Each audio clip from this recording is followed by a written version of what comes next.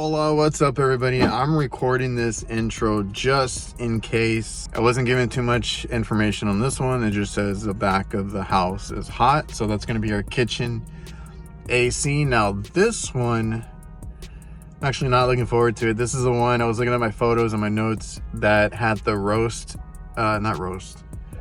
roach infestation on the thermostat. And off the top of my head, I was trying to remember, we've replaced fan motors, ran new thermostat wire. Obviously that thermostat was nasty, we had to change it out. I repaired a leak that had when it rubbed out. And the last thing I had recommended was a good maintenance, which obviously never got approved. And I know my guy's been out here. I had recommended he do that. So I assume it's been working because we're at the tail end of summer. I mean, it stays hot here in Texas a little bit longer, but I would assume it's been working. So now they said it's hot. Let's get in there. Let's see if it's, the system's pretty beat up. So let's see if it's anything we can do for them, if we need to clean it out, if it's just not keeping up, you know.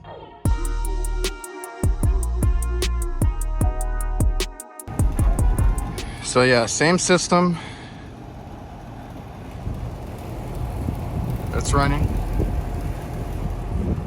That must mean the compressors are not running. This one, everything's in this compartment right here.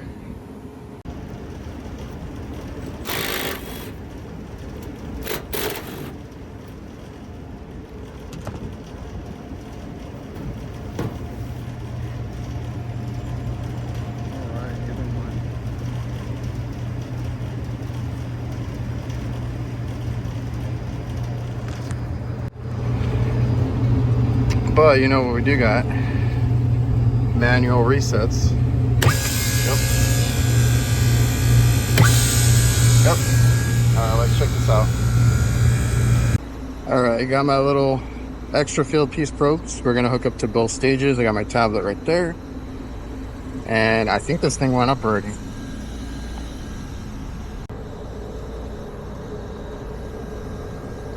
Oh man, I need to set up my tablet really quick, but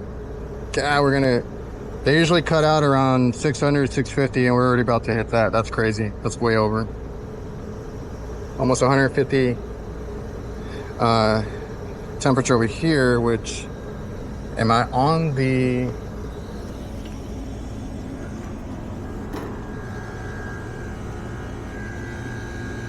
okay, I'm on the discharge, but even then, like, it already tripped out. That's how it's running now. So I need to clean this. We got over 500 psi. Coil's not in great shape, so I got to be careful with it. And I'm not sure. This has to be a double row. Look at that. Would you look at that?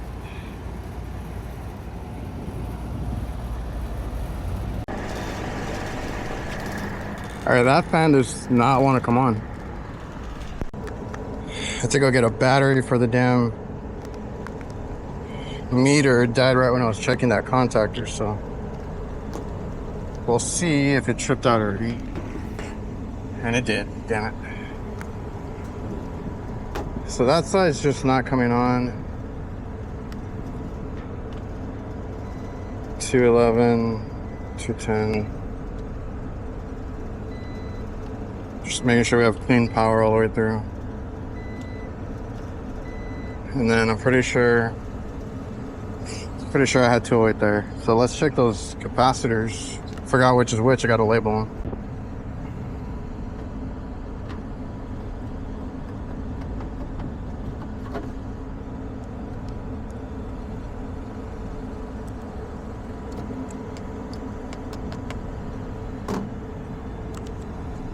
Microfarad.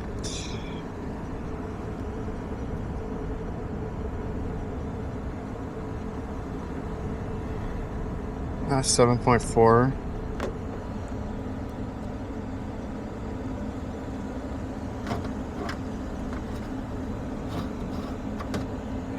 Oh, this is the original one.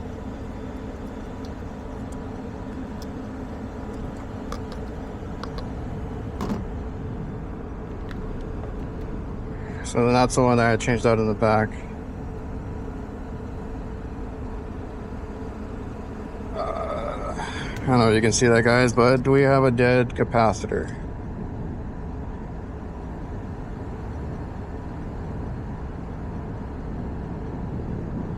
Actually, super low. Now it's reading 8. Right? Yeah, 8, and it's a 10. Oh shit. I don't know if I have a 10.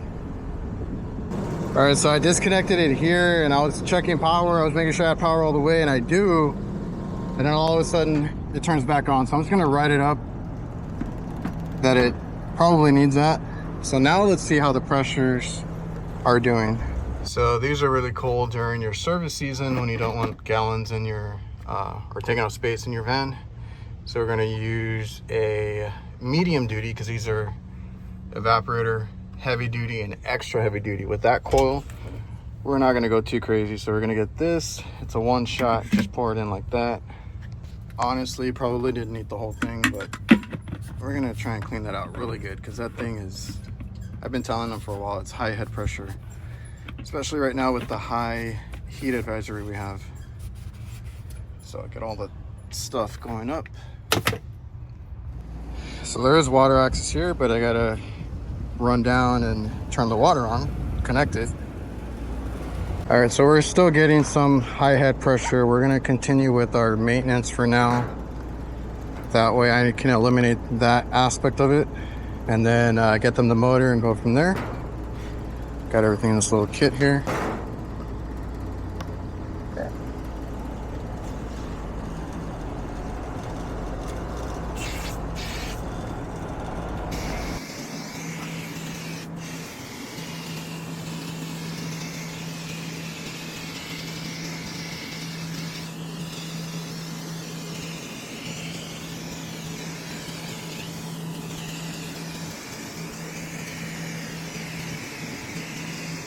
So this is a double row. In case you didn't know, there's 2 sides to the condenser coil.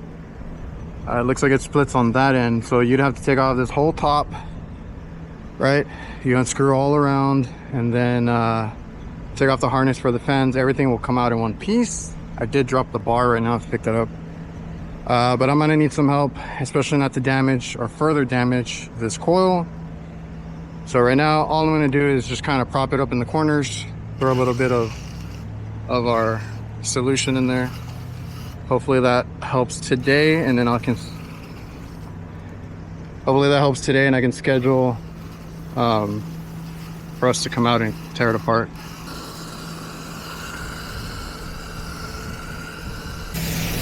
Because if you're right up against it and no water's coming through the other side.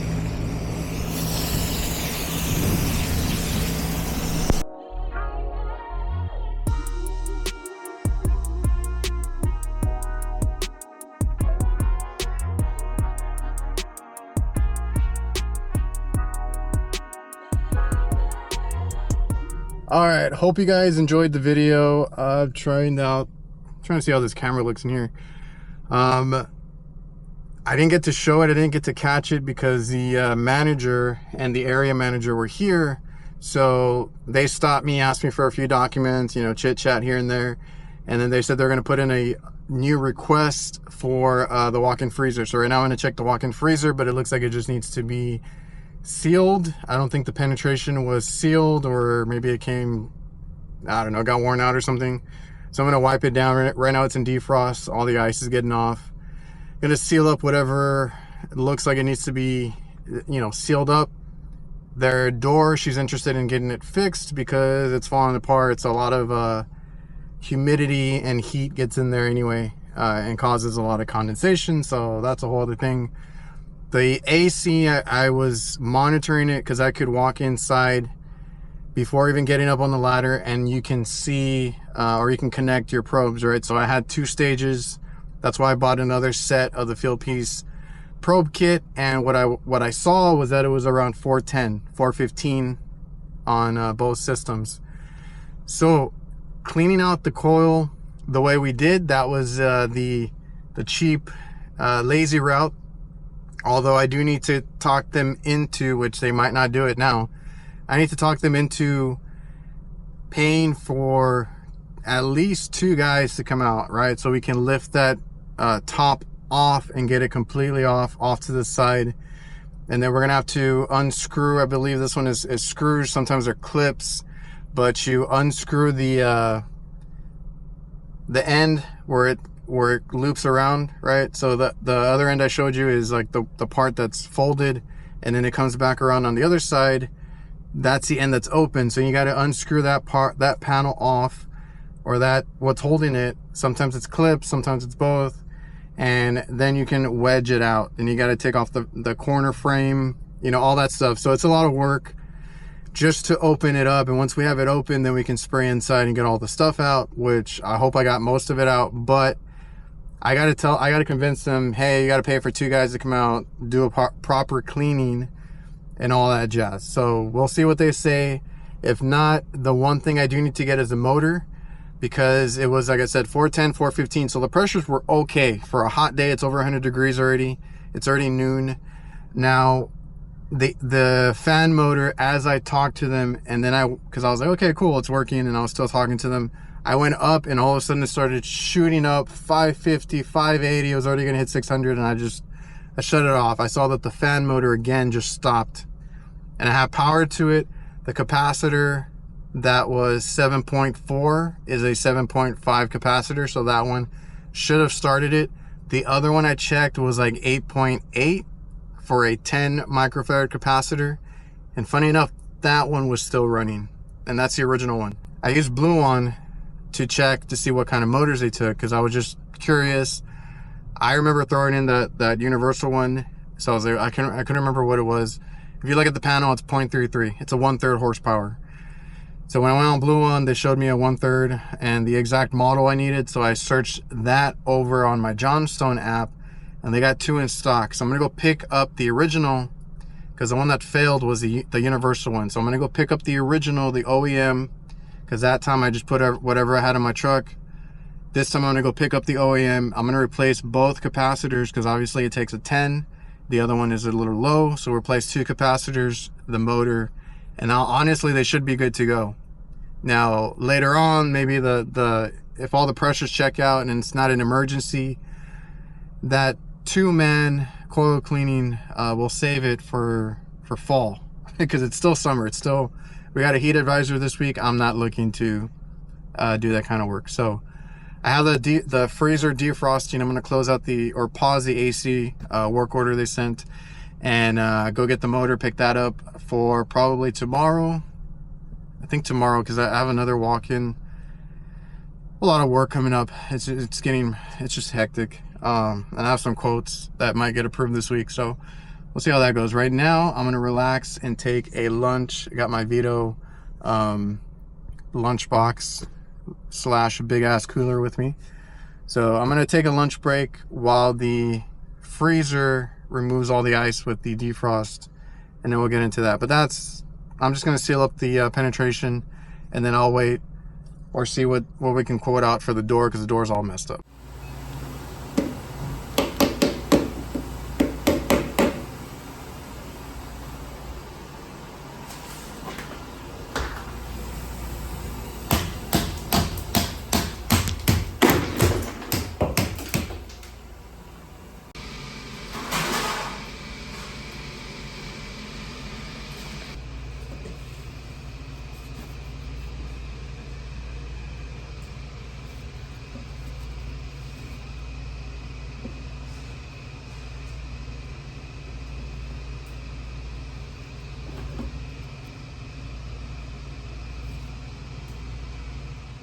All right, so just looking at this now, apparently I got 3, and it resets every month that I can actually use, because I just have the free plan. I've been meaning to talk to them about getting into a business plan or whatever they call it, but I don't use it that often.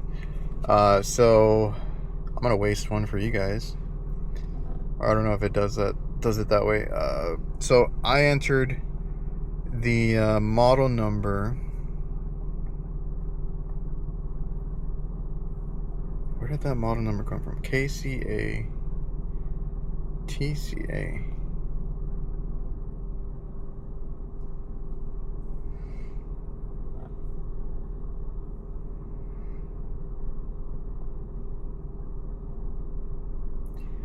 So it only has one for a TCA, and everything else comes out the same. And I know because I looked, but for the most part, this is pretty accurate. But I knew it was a 1/3 to 1/6 that I used. And we have our 1/3 here, 1075. That's the one that I had put in. So off of here, I took that part number, right? Gives you a part number right there. 79J81.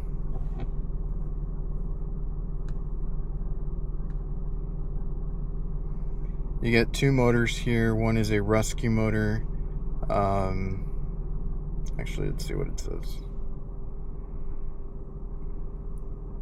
The rescue motor is actually more than the original. So I'm gonna go with the original here.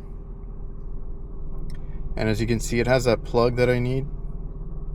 That's the original plug. You just ground it out, and that's the motor itself. It's going to fit perfectly in stock. I can go ahead and I already ordered it. I can add it to the cart and have it on will call. They had 2 in stock. Now they only have 1 because one's already held for me. Now you can also go to Parts Town, which I do use for refrigeration, but I see that they're getting into more HVAC stuff. I'm assuming. This one gives me the KCA beginning, but it completely changes the end. So I just picked the one that was closest. There was like an 02 and 03, I believe, or something like that. So I picked the 02 to skim through it, and it looks like a lot of the same parts. If I go to here, this one is the other one was branded Allied. This is branded Lennox. 1/3 motor, around the same price roughly, and that is basically the same motor. Lennox and Allied are the same brand. So if you go this route, because I just saw an ad for it, if you go this route, I don't know if you can get it next day.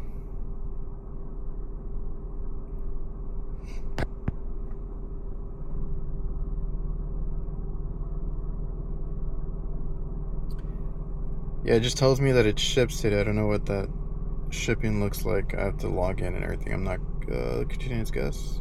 Alright, so this is the only thing with something like Parts Town. Blue On uses any supply houses around your area if you do choose to use that app to check out and have it delivered. This one,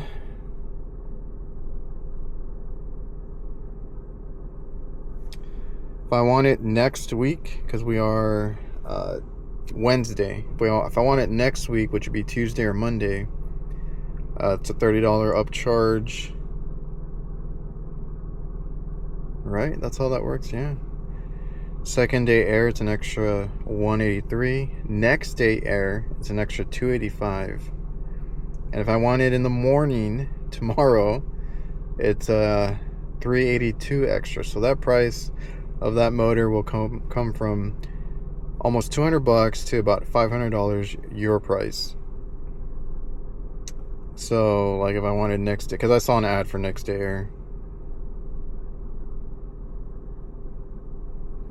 It doesn't update it there.